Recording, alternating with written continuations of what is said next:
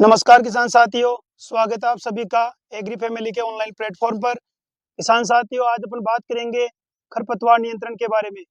खरपतवार यानी कि वे पौधे जो बिना बोए उगाते हैं, वे सभी खरपतवार कहलाते हैं।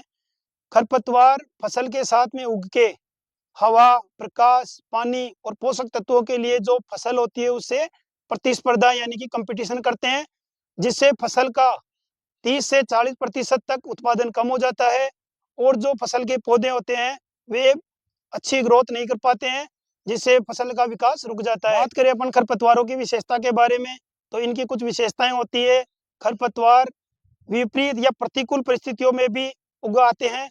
साथ ही इनकी जो अंकुरण क्षमता होती है वो फसल की तुलना में अधिक होती है और इनकी जो जड़ें होती है वो गहराई तक जाती है, जो कि आसानी से पानी और पोषक तत्व खींच लेती है। और इनका जो लाइफ साइकिल होती है वो छोटी होती है और ये अपना जीवन चक्र फसल की तुलना में जल्दी पूर्ण करते हैं, जिससे उनकी जब खरपतवार पक जाते हैं तो उनके जो बीज बनते हैं वो गिर जाते हैं और फिर वो नेक्स्ट ईयर में फसल के साथ उगाते हैं।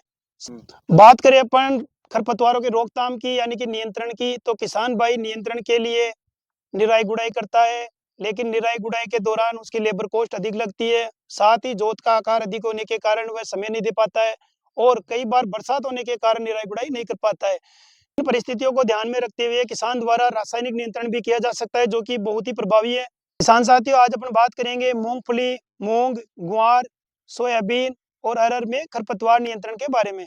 बात करें अपन रासायनिक खरपतवार नियंत्रण की, तो रासायनिक खरपतवार नियंत्रण करते समय किसान द्वारा कुछ विशेष बातों का ध्यान रखना चाहिए, जैसे कि खेत में पर्याप्त नमी होनी चाहिए, जिससे कि स्प्रे अपन करेंगे खरपतवारनाशी का तो वो खरपतवार के जड़ तक जाना चाहिए।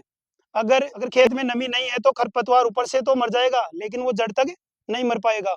साथ ही खेत में स्प्रे के लिए जितने पानी की आवश्यकता है वो पर्याप्त मात्रा में लें और एक बार खेत में स्प्रे करने के बाद में जिस जगह आपने स्प्रे कर दिया उस जगह दोबारा स्प्रे नहीं करना है, क्योंकि उससे डबल डोज हो जाएगी, जो कि फसल के लिए भी हानिकारक हो सकती है। बात करें अपन रासायनिक खरपतवार नियंत्रण की, तो इसमें प्री इमरजेंस यानी कि बुआई के बाद में और अंकुरण से पहले यानी कि 0 से 3 दिन के बीच में पेंडिमिथालिन 30% ईसी का 1300 ml मात्रा प्रति एकड़ के हिसाब से 200 लीटर पानी में घोल के अपन को खेत में स्प्रे करना है, या फिर पेंडामिथालिन 38.7% CS की 600 से 700 ml मात्रा प्रति एकड़ के हिसाब से 200 लीटर पानी में घोल के स्प्रे करनी है, जिससे जो खरपतवारों के बीज है वो उस दवा के संपर्क में आएंगे और वे उगेंगे नहीं।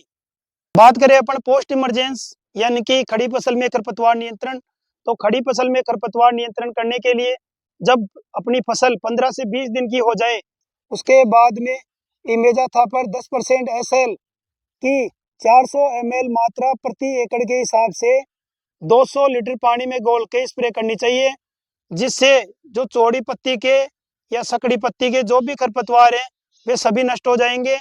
तो किसान साथियों, मेरे द्वारा बताई गई रासायनिक खरपतवार नियंत्रण की जो जानकारी है उसको आप लोग काम में लेंगे और अपनी फसल में जो भी खरपतवार है उनका नियंत्रण करेंगे। तो मिलते हैं फिर एक नई वीडियो के साथ में। जय जवान जय किसान।